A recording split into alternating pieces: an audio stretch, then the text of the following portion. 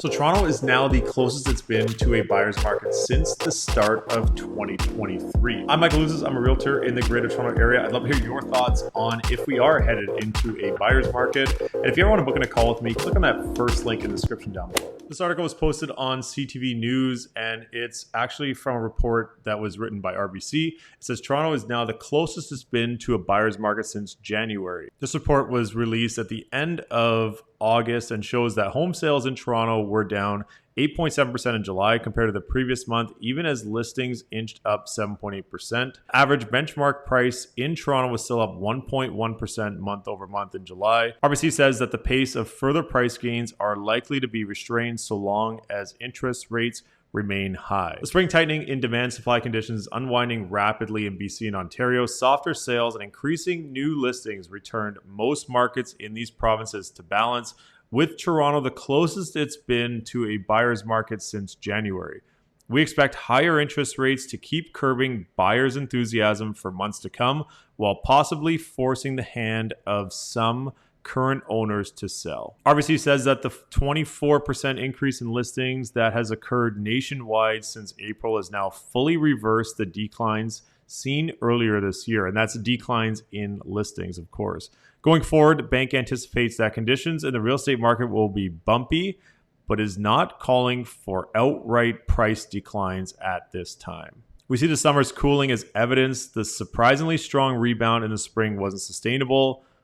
Their view had been and remains recovery will be slow until interest rates are cut. What the spring rebound did, though, is bring forward the bottom of price cycle that we earlier anticipated around the fall.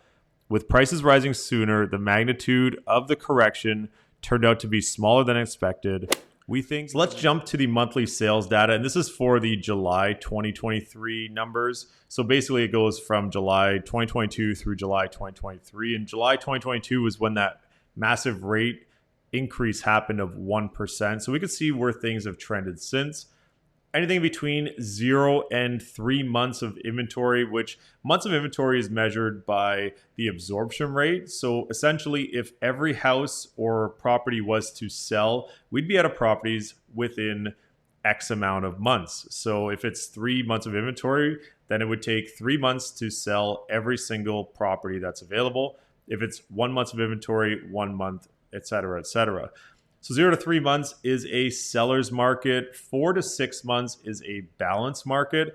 And anything at 6 months or above is a buyer's market. And one thing that we've noticed here is the months where things have really slowed down, we're sitting around 3 months of inventory. So July of 2022, we're at 3.12 months of inventory. And as we went through the course of the year, we hovered around the high twos, in and around, let's say, 3 months of inventory, which the article references January 2023. And that was the last time this year that we did see 3 months of inventory. And as things went on through the start of the year in the spring market, which the article, and you can see here in the charts, the price points started to increase as we went through February, March, April, and May, and started to slow down a little bit through June and July.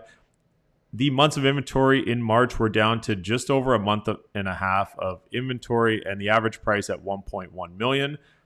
In April, crept down to under 1.4, and in May, just over 1.3. And that's when the average price starts to increase. This is a supply and demand thing too, because as the properties become less and less available, it pushes the price up of those that are on the market. So if we look at the July 2023 number, we're just under 3 months of inventory. And the last time we did hit 3 months of inventory was in January of 2023, which if you look at these price points, the lowest price we've seen in the last year was in January of 2023 at just under 1.04 million. As things went through the spring market, the price points started to increase as the inventory went down. And we did see a higher number of sales in through that spring market as well. And things have definitely slowed down as we've gone through the summer months here. So it'll be interesting to see as we move along here through 2023 and into the fall market, how things start to look from an inventory standpoint and from an average price standpoint moving forward. If we don't see a lot of inventory coming to market, that might bring that balanced territory from months of inventory standpoint back into a seller's market. And that's what we saw at the start of this year, and definitely what we saw at the start of 2022.